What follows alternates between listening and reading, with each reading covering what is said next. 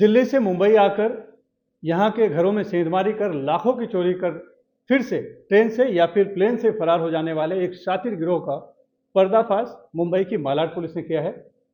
कैसे और कितने शातिर हैं वो सब चोर, और कैसे पूरे देश में अब तक जो जानकारी मिली है कि लगभग 30 सालों से वो एक्टिव थे और इसी तरह के देश के हर कोने में राज्यों में जाकर चोरी करके वहाँ से फरार होकर वापस दिल्ली चले जाते थे।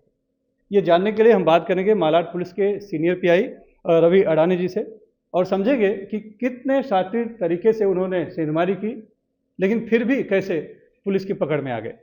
सर, बहुत बहुत धन्यवाद। एक तो बड़ी सफलता है कि ऐसा शातिर गिरोह सेंधमार जो कि 30 साल से पूरे देश में अलग अलग जगहों पर सेंधमारी कर रहे थे, मुंबई में भी उन्होंने किया था, लेकिन पकड़ में नहीं आ रहे थे, लेकिन आपने उसे पकड़ लिया। तो कैसे पकड़ में आ गए? 11 तारीख को हमारे यहाँ पर लिबर्टी गार्डन जो एरिया है, वहाँ की 3 मंजिली जो हमारी इमारत है, वहाँ पर उन्होंने तीसरे जो थर्ड फ्लोर है वहाँ से एक सीनियर सिटीज़न कपल रहता है, उनके घर से 1,87,000 की चोरी की थी। उस चोरी में उन्होंने आजू बाजू के जो घर है उसके दरवाजे बंद कर दिए थे, और उनका जो लॉक है वो मिनिमम 10 मिनट में तोड़कर 1,87,000 की चोरी की थी। सोने के गहने थे, लैपटॉप था, और ये सब चोरी की थी। और उस बिल्डिंग जो है वहाँ पर वॉचमैन भी नहीं है और सीसीटीवी भी नहीं है, ऐसी बिल्डिंग ढूंढते हैं। तो उसके बाद हमने जो जहाँ से वो बिल्डिंग के लिए रास्ते हैं, वो सब आने वाले जाने वाले रास्ते हैं, सब चेक किए। कुछ हमें सीसीटीवी फुटेज मिले। हम लोग लगभग 3 दिन 70 से 80 जगह के सीसीटीवी फुटेज हमने चेक किए, और तभी हमें पता चला कि बाबा ये जो घरफोड़ी करने वाले जो गिरोह है वो राजधानी एक्सप्रेस से यानी आगे दिल्ली की तरफ जा रहे हैं। तब हमने जो ट्रेन का जो स्टाफ है उनकी मदद ली। हमने कुछ उनको फ़ोटो प्रोवाइड्स किए हमें जो प्राप्त हुए थे, और उसके तहत उन्होंने हमको मदद की और हमने उनको रतलाम से ताबे में लिया। इनको तो आपने पकड़ लिया, लेकिन इसके पहले क्यों नहीं पकड़े जा रहे थे? क्या उनकी ऐसी मॉडस ऑपरेंडी थी?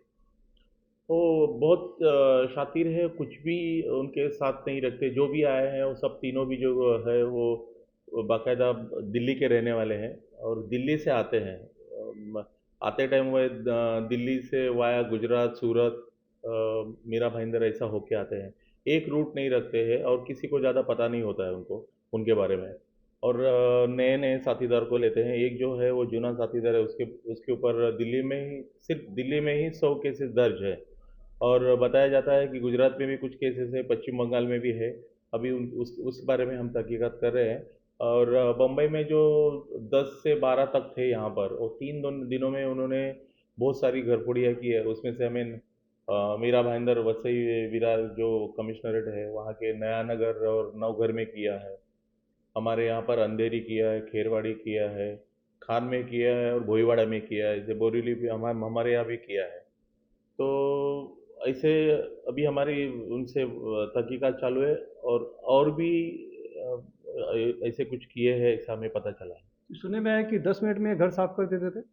पक्का 10 मिनट में करते हैं। हम जब रतलाम में मिले तो उनके पास लगभग 10 लाख के गहने और जो घरफोड़ी करने का जो सामान मिला है, उस सामान से तो 1 मिनट में कोई भी अच्छा लॉक भी होगा तो वो टूट जाएगा।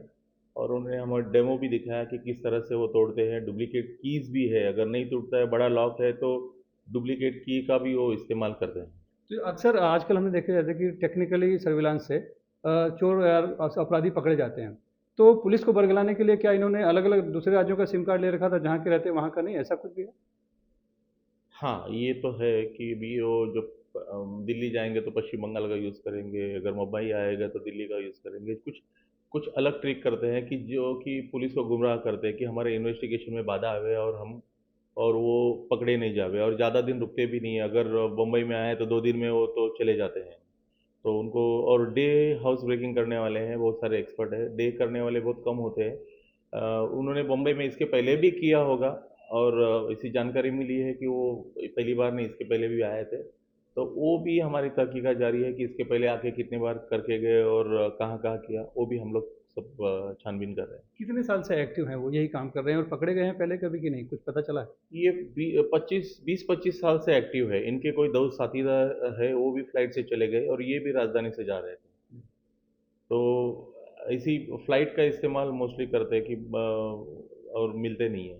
तो जो पकड़ में आए हैं वो ट्रेन से जा रहे थे। जो पकड़ में आए वो राजधानी से जा रहे थे, जी। और जो उनके दो साथीदार जो भागे हुए हैं वो फ्लाइट से चले गए, ऐसी हमें इन्फॉर्मेशन है। तो उसके बारे में भी हम लोग मालूमात निकाल रहे हैं। तो कुल 3 लोग पकड़े गए हैं, 2 बाकी हैं अभी। 3 पकड़े गए, 2 बाकी है, वो भी इनके जैसी शातिर है, वो जब अभी उसकी इन्फॉर्मेशन हम निकाल रहे हैं। तो ये जो डे लाइट वाली रॉबरी है, जो आप कह रहे हैं कि बहुत कम लोग करते हैं और ऐसे लोग जल्दी से पकड़ में नहीं आते, तो इनकी जो मोडस ऑपरेंडी है उसका तोड़ के तौर पे क्या लोगों को आप क्या अपील करेंगे कि कैसे बचें इनसे? ये बहुत एक्सपर्ट है। दिन में तो सब बिल्डिंग में कोई ना कोई जागता रहता है, और उस जो कम वक्त होता है कि कोई घर छोड़ के 10 मिनट 20 मिनट के लिए जाता है, तो उन्हें भी कॉन्फिडेंस रहता है कि 10 मिनट में कुछ नहीं हो सकता है। लेकिन हम लोगों से अपील करना चाहते हैं कि आप जब घर से बाहर जाते हो तो अच्छी तरह से लॉक करके जावे, और तुम्हारे जो जहाँ पर रहते हो वहाँ पर सीसीटीवी का इस्तेमाल कीजिए, और वॉचमैन भी रखिए, जिससे कि आपके घर में चोरी ना हो। धन्यवाद उनसे बात करने के लिए। तो मुंबई पुलिस ने बहुत ही एक शातिर गिरोह को पकड़ा है जो कि दिल्ली से मुंबई या दूसरे शहरों में जाकर 1 या 2 दिन ठहरते थे और घरों में सेंधमारी करके चोरी करके निकल जाया करते थे ट्रेन से या फिर हवाई जहाज से। लेकिन फिलहाल वो पकड़ में आए हैं। लेकिन इसे सबक लेने की जरूरत है, खास करके मुंबई पुलिस का कहना है, मालाड पुलिस की जो सीनियर पीआई हैं, कि लोगों ने अपने बिल्डिंगों में सीसीटीवी जरूर लगाएं, चौकीदार भी रखें। थोड़ा खर्चा जरूर बढ़ता है लेकिन इससे सुरक्षा और सावधानी दोनों रहती है। मुंबई से सुनील सिंह, एनडीटीवी इंडिया के लिए।